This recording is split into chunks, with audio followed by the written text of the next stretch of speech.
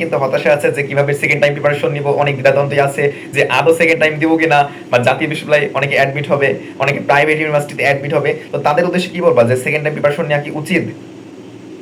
Second time preparation নেওয়া উচিত। জাতীয় বিশ্ববিদ্যালয় আমার মনে হয় যে জাতীয় বিশ্ববিদ্যালয়ে না পড়ে একটা বছর যদি প্রপারলি ইউজ করে খুব ভালো কিছু করতে পারি বা ভালো কিছু করার যে তোমার সুযোগ আছে, সেহেতু ওই টাইমটা কেন আমি ওয়েস্ট করবো বা ওটা কেন আমি সর্বোচ্চ ব্যবহারটুকু করবো না, আমার মনে হয় যে করা উচিত।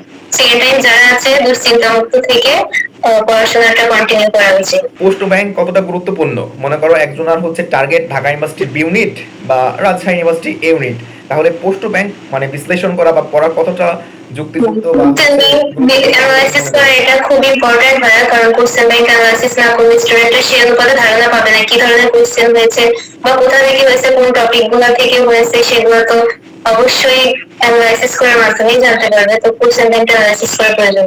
নিজের নোট করতে হবে, অন্য নোটকে ফলো করা যাবে না, তোমার নোট তুমি করতে হবে। টাইমার আছে তারা মনে করে যে আমার দ্বারা কিছু হবে না, আমি ফার্স্ট টাইমে চান্স পাইনি, পরিবারের কাছে আমি বোঝা একটা, তারপর হচ্ছে আমার এখন মানে ফার্স্ট টাইমে চান্স পাইনি, একটা ডিপ্রেশন হতাশা কাজ করে অনেক স্টুডেন্টের মাঝে। আবার অনেকে ভুলভাল ডিসিশন নেয়, কেউ আত্মহত্যা করে। এই যে ভুলভাল যে ডিসিশন, এই ডিসিশনগুলো এবং একটা স্টুডেন্ট কিভাবে প্রিপারেশন নিলে, অনেকে কিন্তু হচ্ছে সেকেন্ড টাইম প্রিপারেশন নিয়ে যেমন রাজশাহী ইউনিভার্সিটি, বিউপি, জাহাঙ্গীরনগর কিন্তু টপ পজিশন করে। সো মানে কিভাবে প্রিপারেশন নিলে তাদের মানে হচ্ছে বেস্ট প্রিপারেশন হয় এবং তাদের যে এখন মনোবল, এখন অনেকে কিন্তু ডিপ্রেশনে আছে। সো এই যে ডিপ্রেশন হতাশা তারা কিভাবে কাটিয়ে উঠবে বলে তুমি মনে করো?